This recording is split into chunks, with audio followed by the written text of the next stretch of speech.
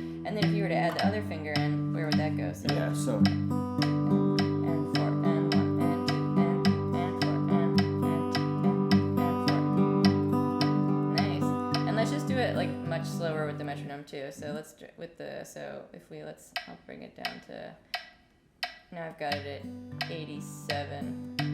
1 and 2 and 3 and 4 and 1 and 2 and 3 and 4 and 1.